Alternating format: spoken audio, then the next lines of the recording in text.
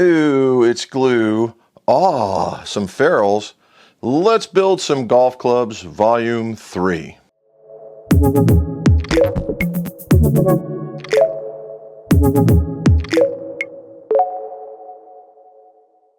Welcome back to the McGolf Shop. Jim McCleary here, and we've been talking about putting together golf clubs, and this is the third scenario of that.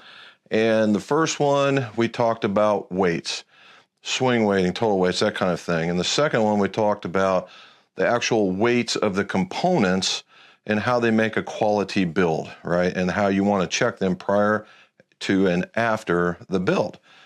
Now we're going to switch gears a little bit because, well, I think we beat that dead horse down pretty good. So now what we're going to do is we've done all the things, and I haven't talked about spine and flow. I haven't talked about frequency matching. I haven't talked about any of that stuff lately. It's coming. I've got more clubs to build. So that's coming. However, right now, I want to get into start some basics at the other end of it, okay? We are going to do gluing. It's epoxy. We're going to show you the mixing, the types, the kinds, how to put them together, where to set them, that kind of stuff. And then we're going to finish ferrules. Now we're going to do it in two ways. I'm going to do it in the way I normally do it because, well, it's for a customer from South Carolina. This gentleman, Mr. Martin, that I call him Uncle Martin, anyway, came up from South Carolina to get fit. Ex-Army guy, well done, sir. And he's in his 70s and still swings the club pretty good. And we came up with a set of Srixon ZX5s with some Acura 70s in it. So he's still into a regular flex shaft. The man can swing. However, we got to put them together. And so what we're going to do is, going backwards, I digress. Anyway, we're going to show how I do it my way, but I was asked on my live stream how to do it by hand. All right, how to do it by hand. So I'll show you a couple on how to do them by the machine and a couple on how to do it by hand, and we'll see whether or not they look any different. Yeehaw. Okay. Now, if you guys haven't seen or heard of it, I do have a live stream on Mondays at 5:30 p.m., 17:30 for the rest of you guys on military time. Every Monday, Eastern time, and all it is discussion on golf equipment, right? Fittings, repairs, you name it, we talk about it, have a little fun with it, and it's a nice casual hour of discussion. So join us. YouTube, McGolf Custom Clubs, or Facebook, McGolf Custom Clubs. How about that? And we talk golf. Get in there and get in with the rest of the group. It's a worldwide endeavor, to be sure. Now, all right, so now we got to glue some clubs. I've already done the specking. I've done the spine and flows. I've done the frequency matching. Now the last thing to do is I got to prep some tips, and then we get ready for the gluing. All right, I call it gluing because that's the easiest way to describe it, because saying epoxying doesn't come off the tongue very easily. But what we're using is a two-part epoxy, okay? Two parts and two parts. And the reason why it's a two-part, well, that's how epoxy comes, right? Is an exothermic reaction in order to make the bond better. Now, there's several kinds of epoxies, but in basic, there's a 50-50 epoxy and we'll call it a double and a half, or a little bit in a 1 and 2, right? A 1 and 2 or a 1 and 1 type thing, or 50-50. Meaning that on the regular epoxy, there's twice as much as an activator, so 1 part, 2 part, or there's an equal amount, equal part activator, equal part epoxy, or hardener is what most people would call it. Now, there are all kinds of places to get epoxy, okay, all kinds. Golfworks has it. Every place that sells golf parts will sell epoxy of some variety, okay? And what we've seen, and I've been on the tour vans a couple of times, and they tend to go with a 3M glue. Why? Why is that different? Well, 3M makes in all of its endeavors, whether it may not have the most marketing appreciative labels and whatnot, but what they do is industrial strength, okay, across the board, from car cleaning and polishing applications to epoxies to whatever they touch, paint, the whole 9 yards. It becomes industrial, so it's a little stronger. And if the guys on tour trust it and across the board that they do, then why not, right? So I was a long time epoxy guy from Golfworks for 20 years, 20 plus years, and it works, right? It's a pretty good epoxy. It really is. It does its job. I get the 24-hour. Now, there are types of cures of epoxy. Well, they all cure in 24 hours, but the time that they get hardened to be able to use. There's a quick set, which is done in about 5 minutes. There's some that are done in 15. There's some that are done in 30. Some that are done in hours, okay? And they all have a very similar strength. And how are epoxies thought of, right? They're talking about their embrittlement, right? It was like how they snap and their ability to stretch. So you have their tensile strength and then their breaking points. And most places will show you what they are. And in doing a golf club, there's a lot of striking going on. So we need a pretty strong epoxy. You just can't go get JB Weld and go put it on there. Number one, if you put it together, you'll probably never ever get it apart. And it sets pretty fast. So if you don't put it in there pretty quick, you're probably not going to get it apart. And there's a real opportunity for breakage, all right? Because it is really, really strong, but brittle, okay? So you got these things, and we're going to talk more about that. But I just wanted to get you into several manufacturers, several times of hardening so that they become useful. They all cure in about the same time. Several manufacturers, it just depends on what you want to go through. So let's go over to the bench. We'll prep some tips, and then we'll get ready to glue.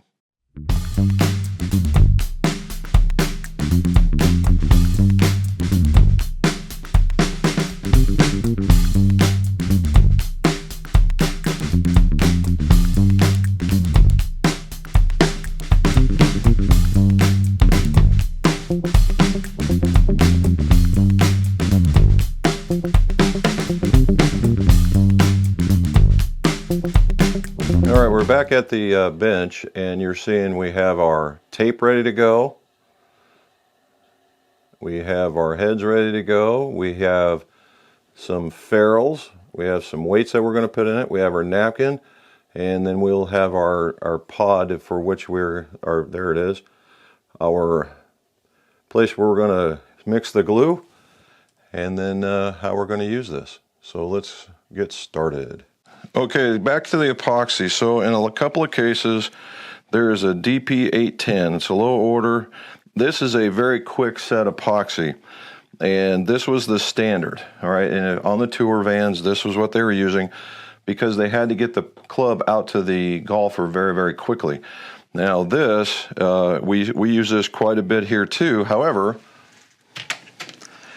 we started working with the DP420 because 3M made this specifically for golf clubs to take the impacts that it can take. Can the other one do it? Yeah, it's been doing it for a long time. But when they make it specifically for the golf clubs, I'm giving it a shot. Now, the cool part about this one is that this one doesn't dry as fast, so you can get more clubs done in the glue that you dispense. Okay, so we've got 7 to do here. We've got everything set together, and one big squirt, and this is the one, and you can see it's double the size, single the size, double the size, single the size here, where the other one was a 50-50. All right, so you see all this stuff sitting here. What we do is we'll stir it up for 60 seconds.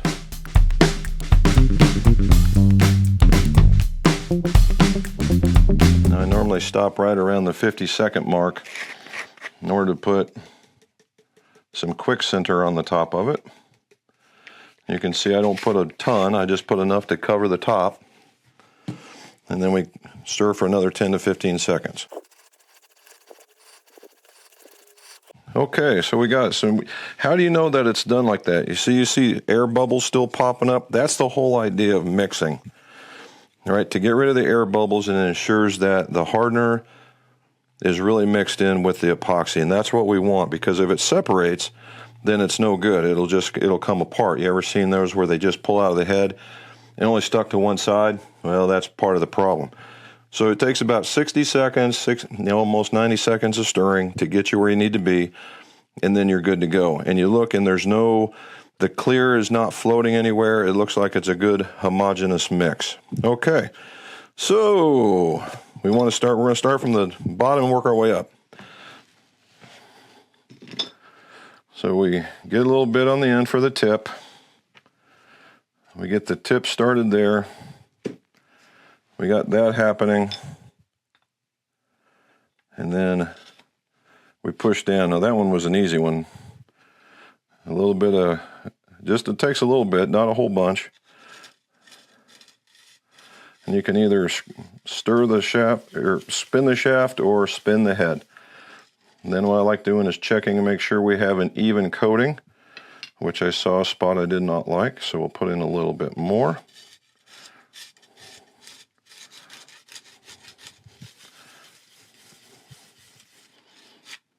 There we go. Now it's covered. Spin it in there again.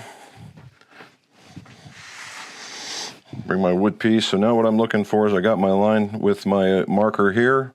Tap it down. And then we wipe off the excess. It's hard to wipe off the excess while it's laying down and looking at you, so I do that. Now the last part is I showed you the tape. We just pull the tape tight, and that prevents ferrule creep.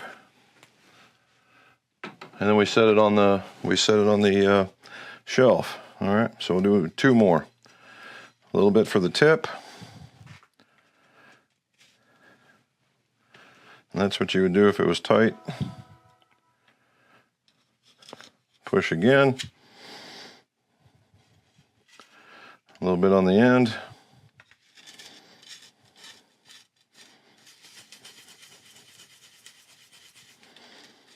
Making sure it's spread out.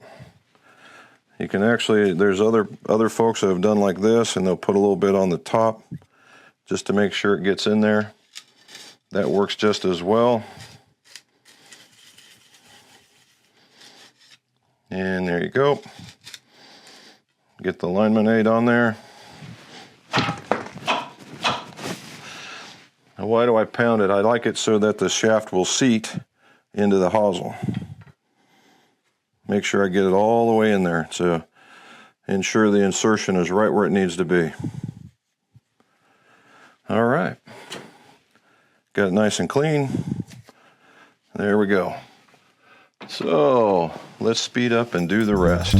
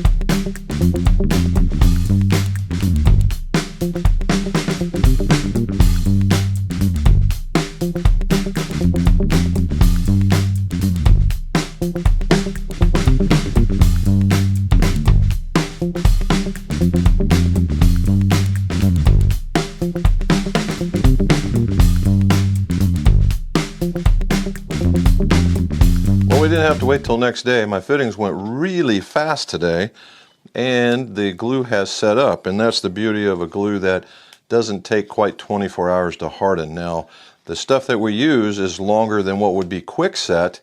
However, it is it's still longer. Allows us to, get through a whole entire set, or maybe a set and a half, versus only half a set with the 810 stuff. So if I have a few clubs to do, or it needs to get out pretty fast, then I'll use the 810 in order to ensure a good job.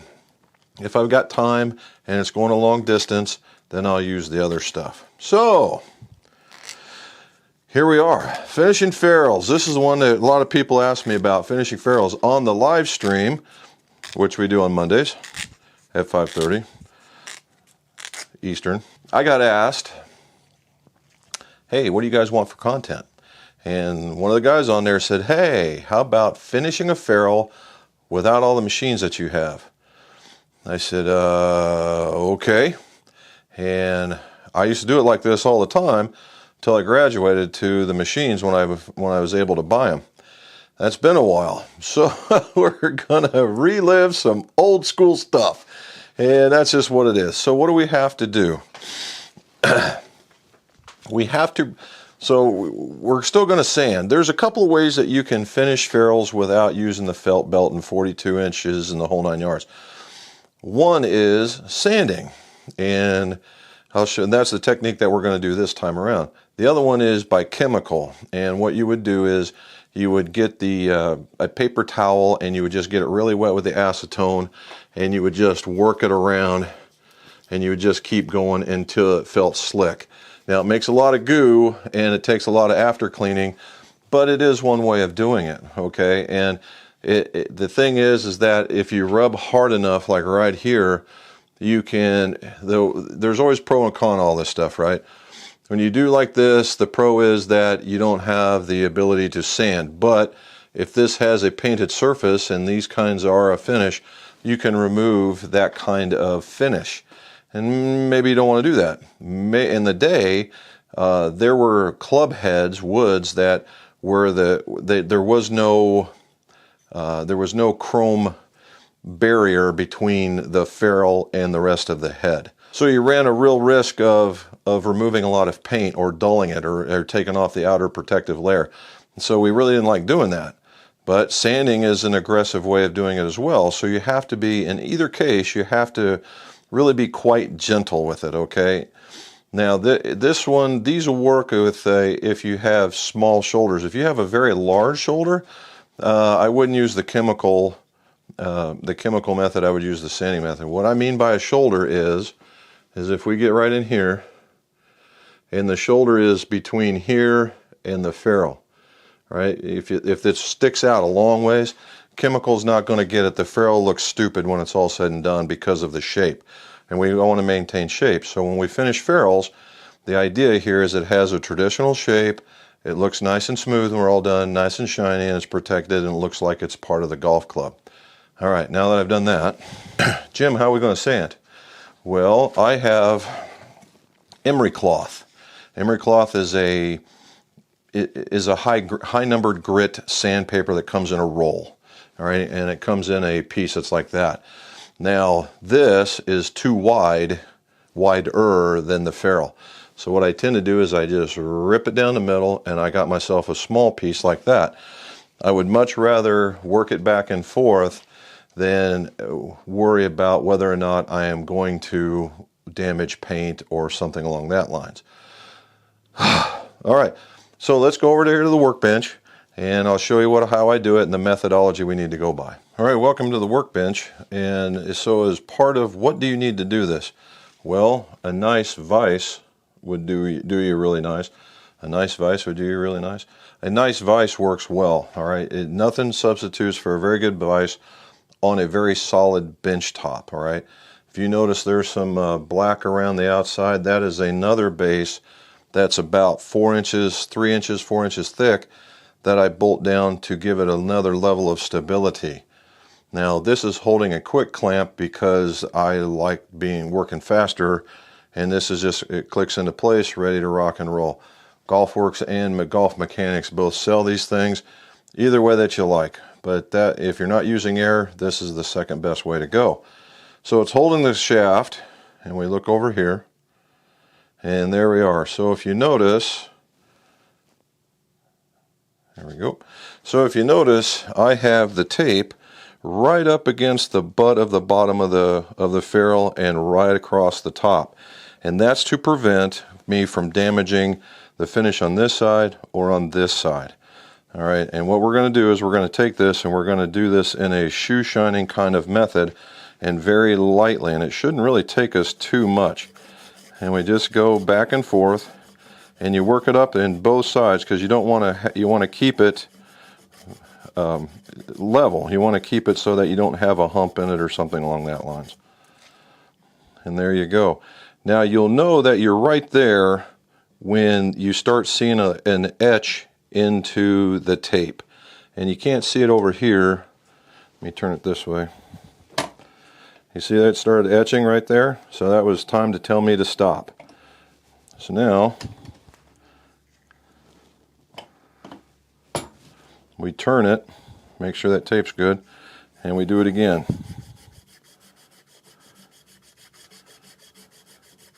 I'm not putting a whole lot of pressure on that in order to make it happen.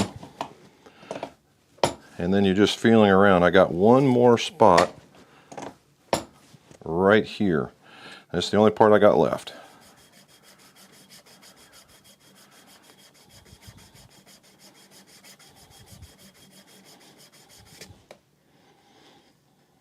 You may not be able to see it, but there's just this ever so slight piece right here.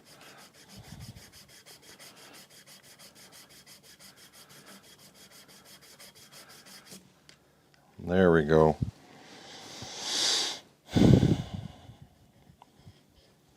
Nice and smooth everywhere. Just got that one little lump.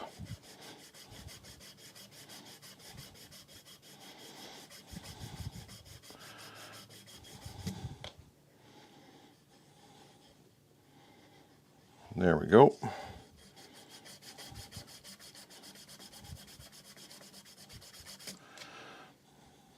There, got it. Now you'll see that it's got the markings in it, but the finishing it after that is just the same. And if you look, it really does a number on my stuff. So you're not going to get but one usage out of that. So let's do another one. So this one has another lump right here. So we're going to attack the lump first and then smooth out everything else after that. So to kind of give you an idea of the difference here, that's the beginning and that's the end. So let's see if we can do any good this time around. A little bit faster now that I'm getting used to it. I know how much it's going to remove, how much pull I've got to have in order to make it go away.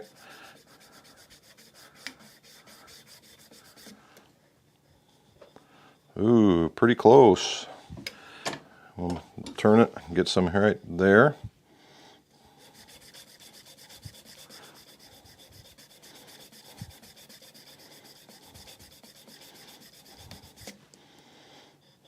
There we go. There's just a little edge right there.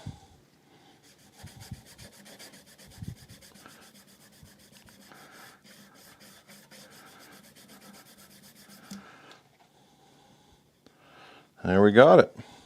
And you see just a little bit, it just starts nicking on it, and that's when you're told, hey, it's time to stop, get something else.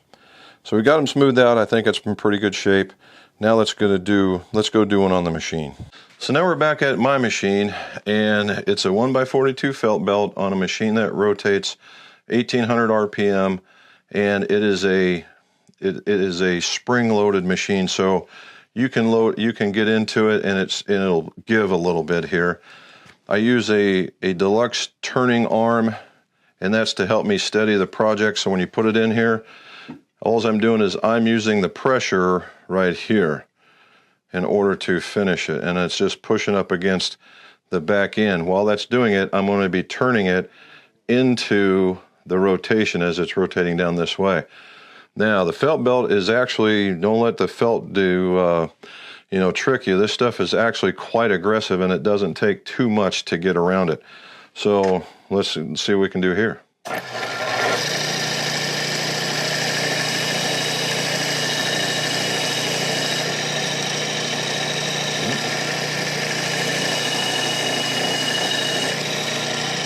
There we go.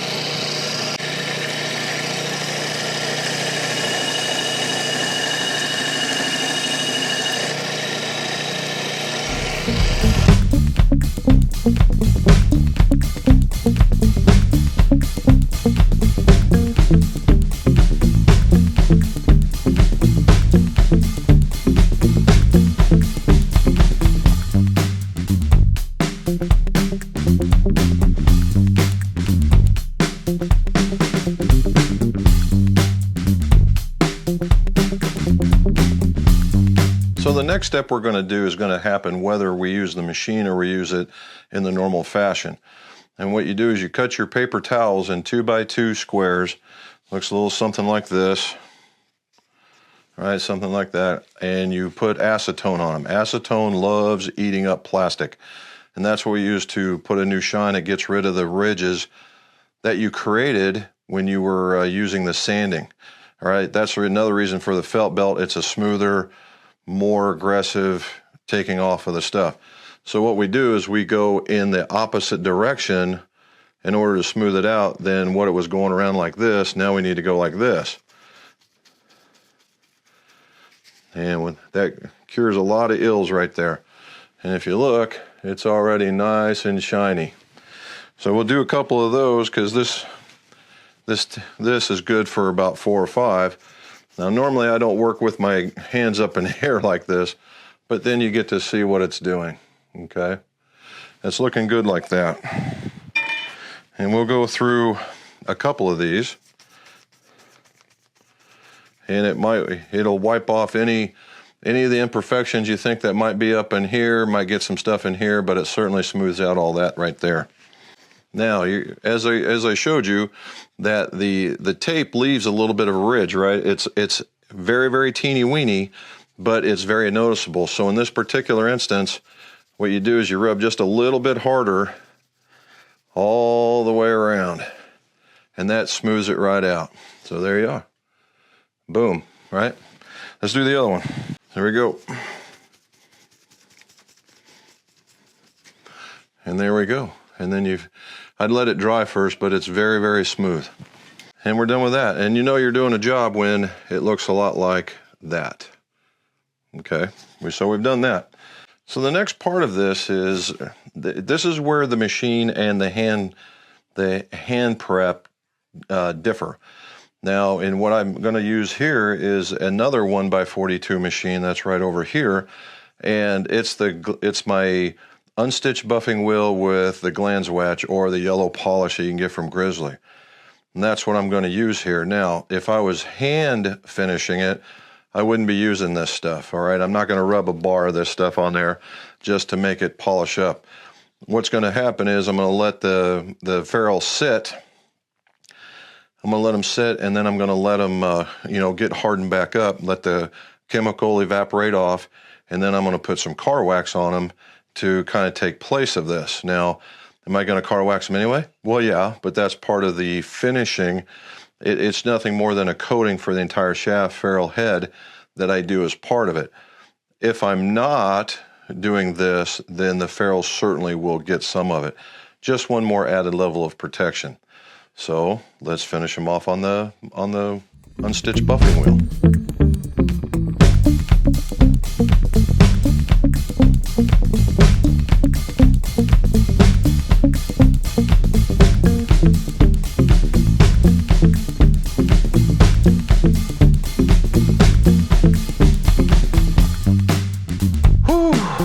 Okay, let's make some clubs volume 3. Talked about how to put the clubs together, i.e. how to glue / epoxy, and how to finish ferrules. That's not bad. That's not a bad little deal. And, the idea here is when you're making golf clubs, you want to make them right, you want to make them to high professional quality, and you want to make them so that they'll last for a long, long time. And that's what we do here, right? You use the right tools, i.e. you get fit and you get these, and this is what Jerry ended up liking. The Acras with the ZX5s, which is a single billet forged, and it's a forgiving one with a wider sole, very little offset, and it's kind of big actually, and so it's a real doable club for a lot of people. The Acras 70 shaft is 70 grams, actually not a bad weight for a lightweight shaft without going too light. So when you get the right frequency and the right weights together, you end up having a right, good golf club. And that's what happened with Jerry. Now, we have to make them look good, right? In a lot of cases, ferrules are nothing more than a decorative piece. Now, in bore-throughs or things with collars, they actually serve a purpose. A lot of cases, they're nothing more than decorative. And when you see that, that's not bad. It's a good-looking club. it looks like it came off the, came off the line with that. And what we're shooting for is to make it look better than coming off the line. And that's what we want. So we did it by hand. We did it with the machine. We did it with the chemical. Everything you need to know about doing it, right? So now all we got to do is we got to cut them, grip them, put that final coat of the wax on. Down to South Carolina they go, because he came up from here to get a fitting. That is pretty impressive. So if you got any more questions about doing finishing ferrules or doing the glue or anything in the way of club making, or something that you would like to see in the way of builds, a question that you have, put them in the show notes below, okay? Put them in the show notes below.